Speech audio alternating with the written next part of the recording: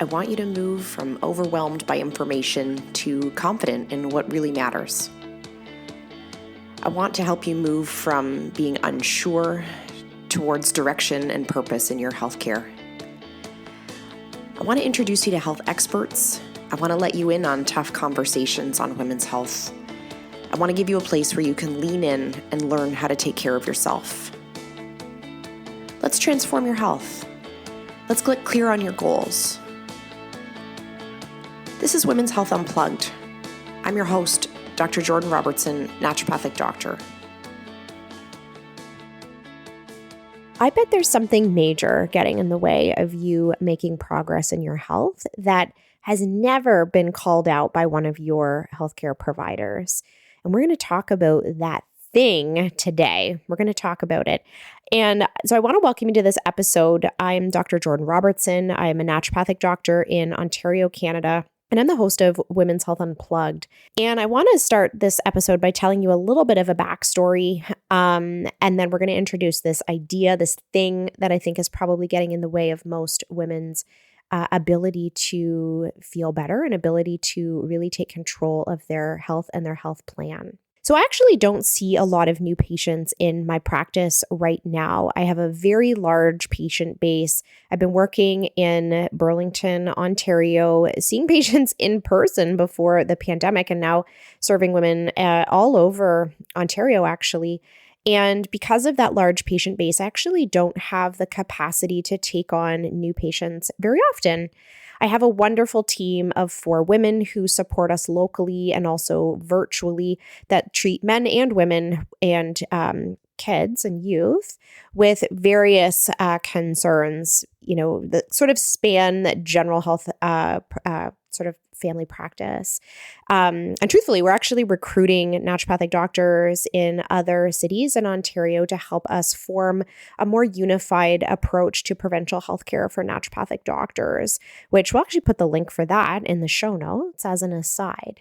But I don't see new patients very often. And sometimes I find it, kind of interesting that my role in the healthcare of those women that I'm seeing either quarterly, sometimes more often than that, quarterly, biannually, there is a lot of high fives, there's a lot of way to goes, and there's a lot of keep doing what you're doings when we get to that maintenance phase of a woman's health plan. And of course, we're navigating things as my women age. We're navigating things as, we hit life's speed bumps, whatever they are. But the foundational support, the ongoing assessment and routine monitoring and check-ins, they're all happening with such ease in those patients that so much of what we're doing, because they're doing so well, are these, sometimes virtual high fives and fist pumps to say, you're doing a great job, girl. Like, let's keep going. And I will say that sometimes that actually, obviously that is not disappointing. That is very exciting when your patients are doing so well that the only thing you have to talk about is, their dog or something like that. However, sometimes as a person who really prides themselves on diagnostics, and I do think I'm a really excellent diagnostician and great at assessment. And that's often what people want to see me for. That's what I'm known for, is I will figure it out. I will Dr. House you and your case.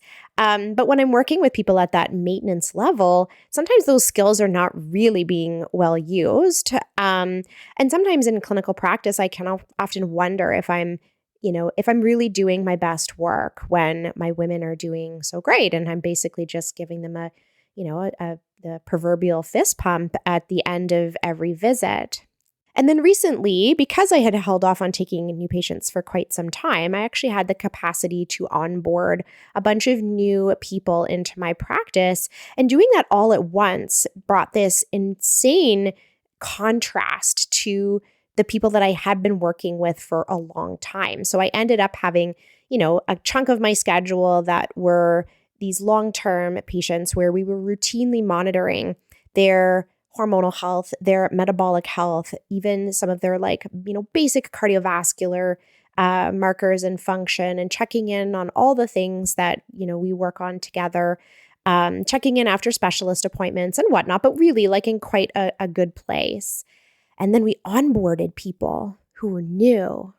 And after not taking patients for quite some time, new patients for quite some time, it brought up this huge difference between the people that I see for the very first time and the people that I've been working with for quite some time.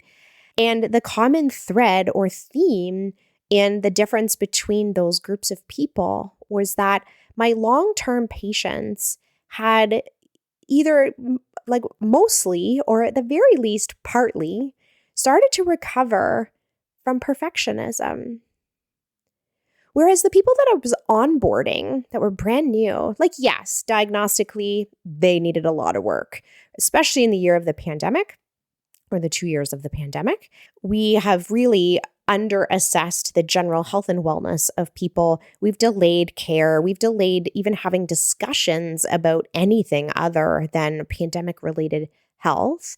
And so, yes, there was a lot to do. There was a lot of testing to be done. There was a lot of conversations and workup and diagnostic stuff, which really sets my soul totally on fire. I absolutely love that part of my job, helping people figure their shit out. Like this is like the best.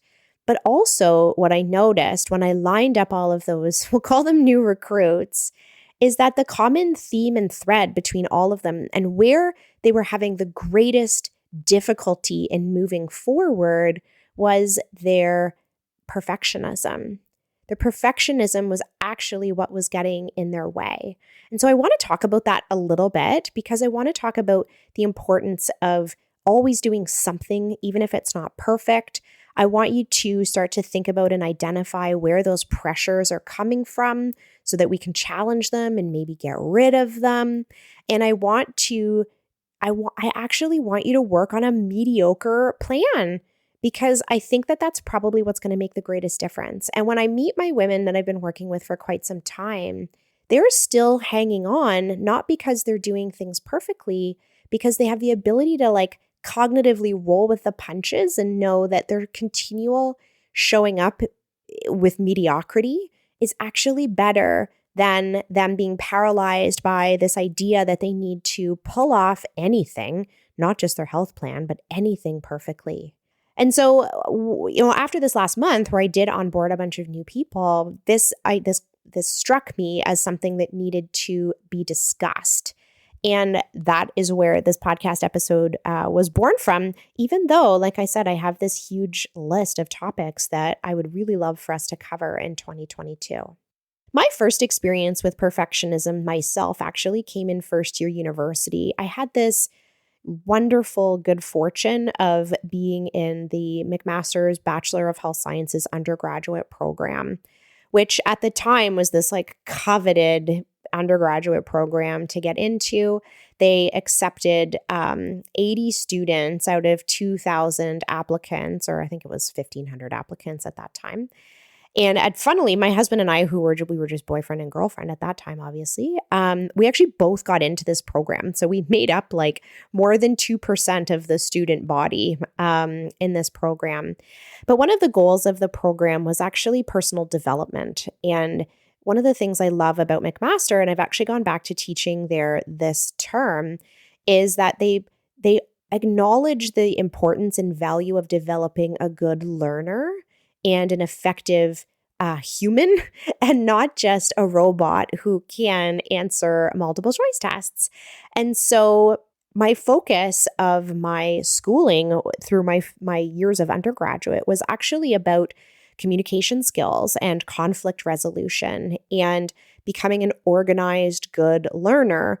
And I remember in my first year, my facilitator, who was the person that I had the closest contact with that taught me in a very low ratio first year class on learning, on thinking, on critical appraisal, and on inquiry method of learning, essentially. So how to ask great questions, but also it involved quite a significant amount of personal reflection. And actually, the bulk of your grade was defended by your ability to reflect on yourself and construct a plan that would help you move from point A to point B through the term on the things that you knew you needed to work on. I worked on time management. I will say that that's probably been part of my secret sauce for how I now can accomplish lots of things. But one of my first meetings with my facilitator, like, of course, I cried because you're in first year university and it's overwhelming, and trying to figure everything out was just so difficult. And she handed me a book that was called When Perfect Isn't Good Enough. And truly, I had never thought of myself as being a perfectionist because I have ADHD, I can't spell, I have all sorts of, I'm going to say things in air quotes, working against me showing up in that traditional perfectionist way. When I thought of the term perfectionist, I thought about someone who handed in perfect schoolwork, right? Or who proofread things a million times. And my brain just literally can't do that. I can't even proofread something one time. And so I never really identified with that term, perfectionism, because to me it was about the product, right? It was like, well, I can't produce a perfect product because I've all these they felt like X's in at the time, like, strikes against me, even though now I fully embrace those parts of my brain. But they really felt like X's against me at that time. And I didn't see myself in that way because the work that I produced was like so far off perfect that I didn't see that in myself. But really, perfectionism isn't about the work that you create, right? It isn't about making the perfect smoothie. It isn't about handing in the perfect assignment or proofreading something before you give it to your boss 50 times. A lot of perfectionism creates a lack of momentum or a lack of action because of the fear of showing up less than, or the fear of exposing those weaknesses, or the fear of being vulnerable about those pieces of yourself and opening up yourself to that perhaps criticism. And so the way my perfectionism showed up was just feeling stressed about all of those things, and probably creating some lack of momentum in me actually putting myself out there. Which, looking back on it, it's crazy, right? I'm recording a podcast that's going to be listened to thousands of people, and so obviously I've recovered from it. But that was the first time that someone pointed it out to me and shed some light on perfectionism as being a negative part of my traits rather than it being positive. Because I think when we're growing up and we say, oh, Kathy's such a perfectionist. Look at her and her A pluses.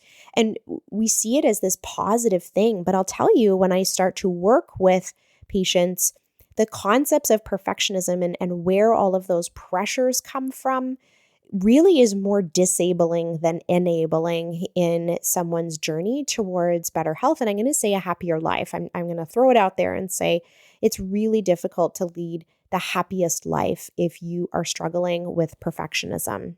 So one of the first exercises that I had to do back as an undergraduate student who was trying to, first of all, come to terms with the fact that I had some perfectionist qualities, even though I can't spell or the damn, is actually to try and recognize where those pressures are coming from. And I think we can probably think, if we thought about, our influences and people that were influencing us as being sort of a Venn diagram of humans, right? There's our family, there's our work, there's society, there's ourselves, right? There are maybe other people or concepts that are, maybe deserve their own Venn diagram. I would say me trying to get into med school maybe would be one of those circles in that Venn diagram. Like, those were expectations I felt like I needed to live up to. Even though it was really outside of my personality to try and fit that mold at that time of my life.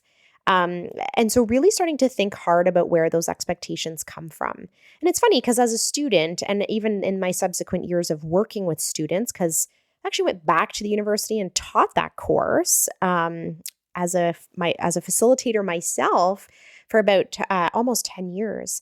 And it would be very common for the students to say, when we would say to them, where does this pressure come from? Like, what makes you feel like you need to stay up until 3 a.m. doing this work? Students would very commonly say, oh, it's not my parents. My parents they put no pressure on me whatsoever.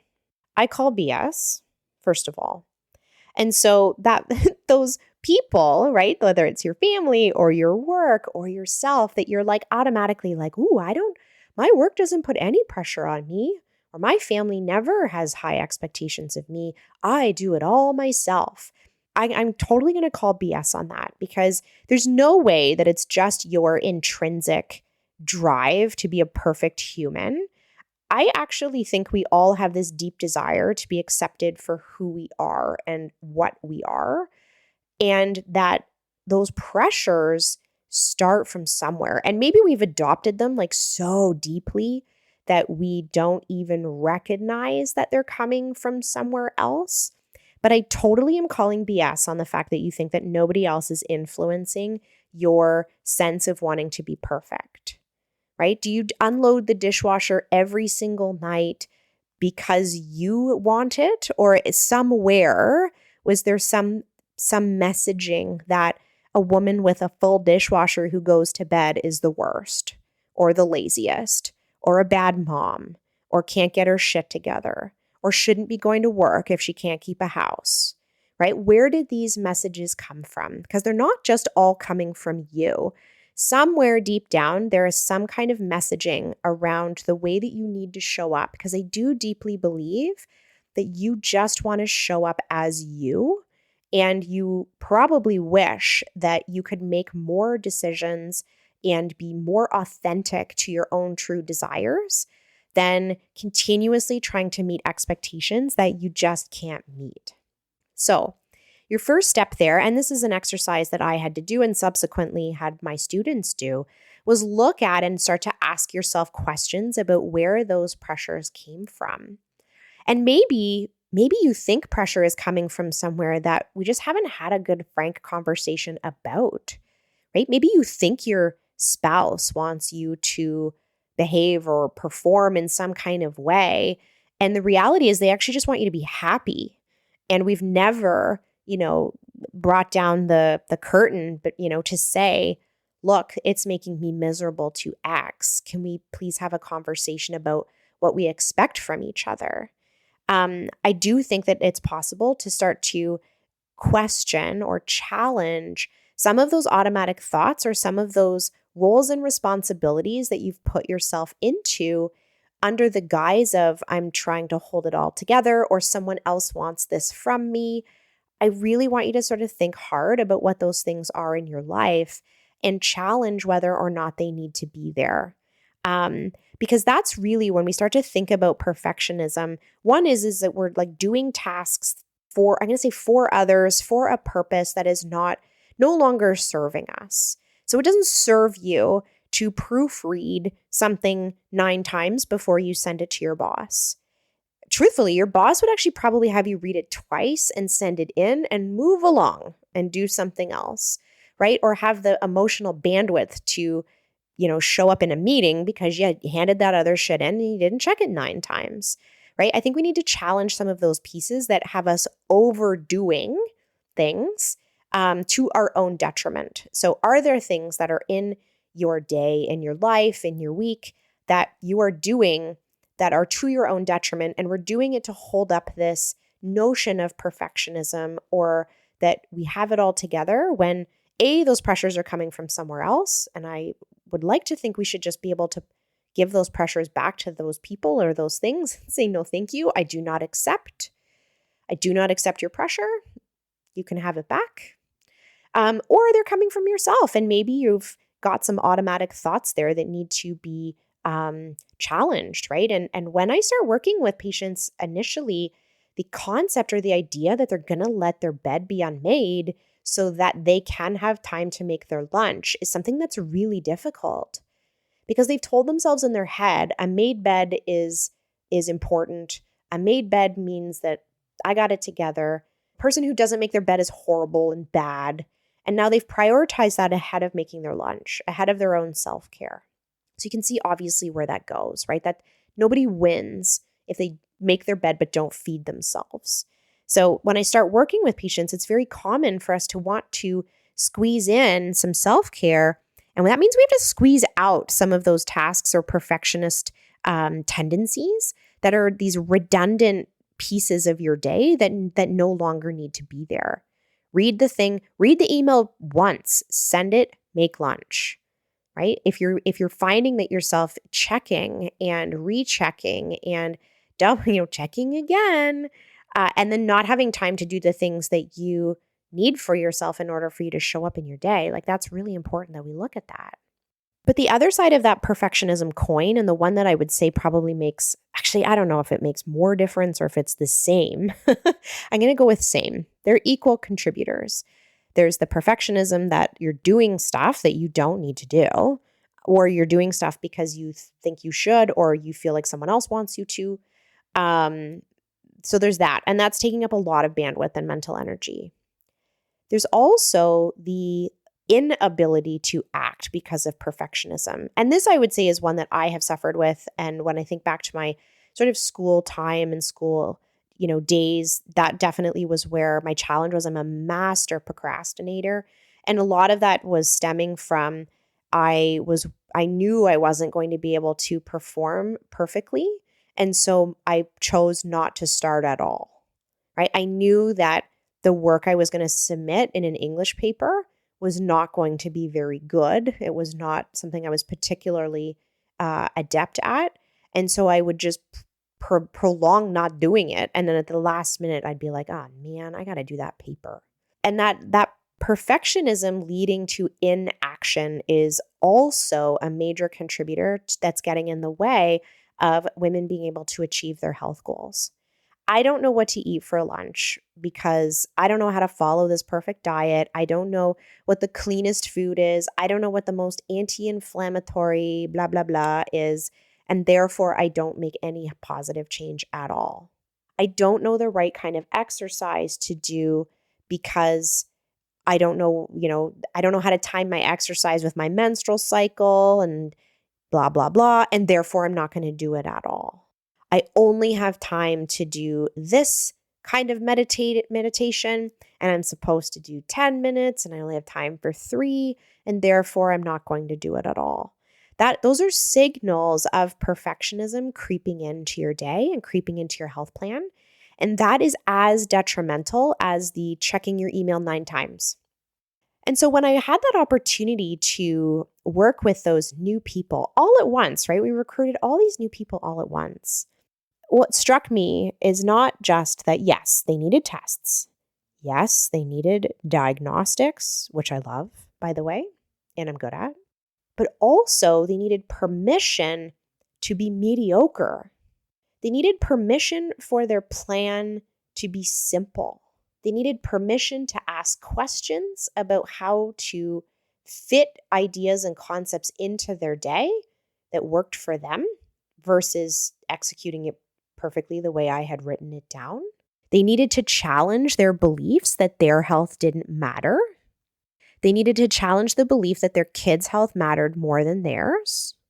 They needed to challenge the belief that their partner or their family members didn't want health for them because it was, by all appearances, it didn't seem like there was space for them to bring their own health in because of the amount of tasks and roles and responsibilities that they felt like they needed to uphold. And that was just as important to start to break down as it was us figuring out what we needed to test or what we needed to do next. It was just as important. It was this thing that was missing from the conversation for them. Whereas the women that I'd been working with for quite some time, yes, they had speed bumps. Yes, their kids were in lockdown.